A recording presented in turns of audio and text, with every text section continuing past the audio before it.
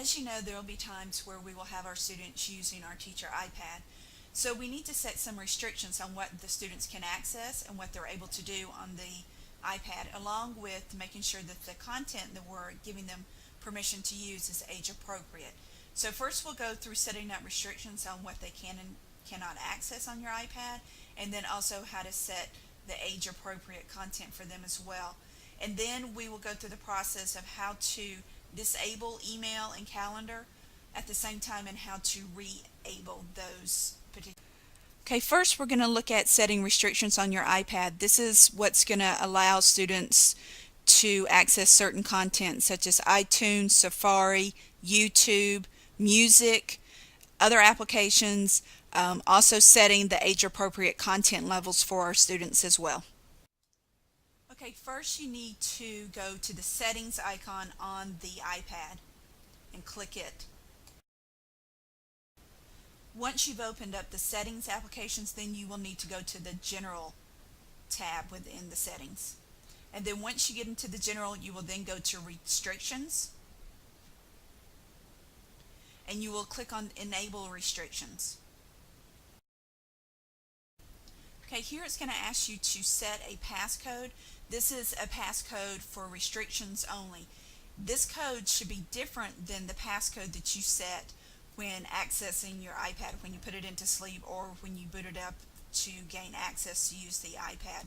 So it's going to ask you to enter a passcode, and then it's going to ask you to re-enter this passcode again. Okay, as you can see in the restriction area, it gives you items such as Safari, camera, iTunes, deleting apps, installing apps.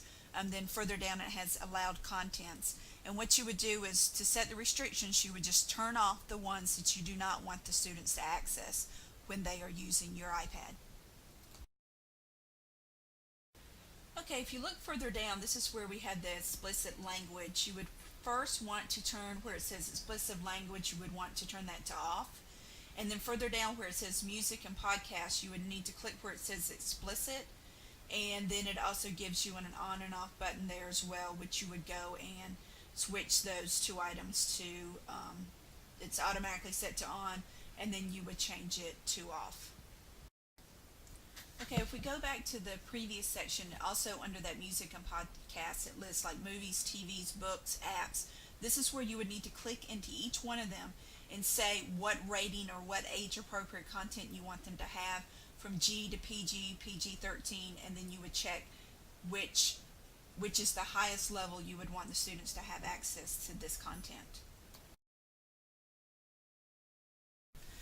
Okay, if we go back to restrictions, it has an area that says allow changes, it has accounts, find my friends, and you would click into those areas and then say, do you want the students to be able to allow changes to your contacts or any other applications in there, and that's where you would change those to on or off. And most likely you would have those to do not allow changes. Okay, once your students are no longer using your iPad and you're going to use it for your personal use, you're going to need to go in and disable the restrictions. So first you'll go back to your settings, and then into the general section, and then to restrictions, and you'll see that it's turned to on, and you're going to go in and want to disable the restrictions. The first thing it's going to want you to do, though, is to put in your restrictions passcode. You must do that first, and then it will give you the screen where it says disable restrictions, and you will just click that and say disable restrictions, and then the settings are back to your own personal settings. Okay, next we're going to talk about disabling email. Unfortunately, Apple has not made this as part of the restriction area, and you have to do it in a separate step. And the reason why you would need to do this is so that your iPad is not receiving emails, or you don't have emails visible to your students while they are working on the iPad. So it's a very simple step that you would need to do, and what it does is remove those emails that you have on your iPad from view, and then once the students are done, you would just go back and enable the email, and all your previous emails and new emails would come back to view in your iPad.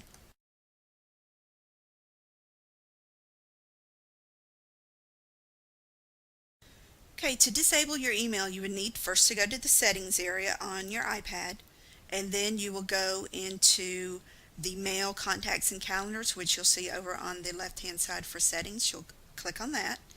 And then this will open up your area for your different email accounts. And if you have more than one, you would need to do this for each one of your email accounts. You'll click on that email account and open it up, and it'll bring you a section that shows mail, contacts, calendars, reminders. You would then need to toggle those over from on over to off for each one of those sections, and then you would click the done up in the top right hand corner. And once you've done this, when a student would then go into the mail area or the calendar area of your iPad, this is what would come up, that one is not set.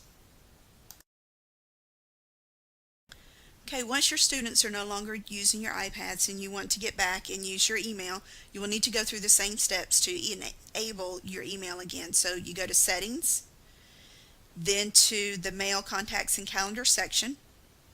Find the account that you want to enable and click it, and then that will bring you the box up that has the mail, contacts, calendars, reminders, and then you'll just switch to toggle over from off to on, and then hit the done button up in the top right hand corner, and then when you go to your mail, it will then redisplay your mail back into your display. I hope you found these two hints helpful, and remember that you need to enable both of these features, restrictions and disabling your email, when you have your students using your teacher iPads.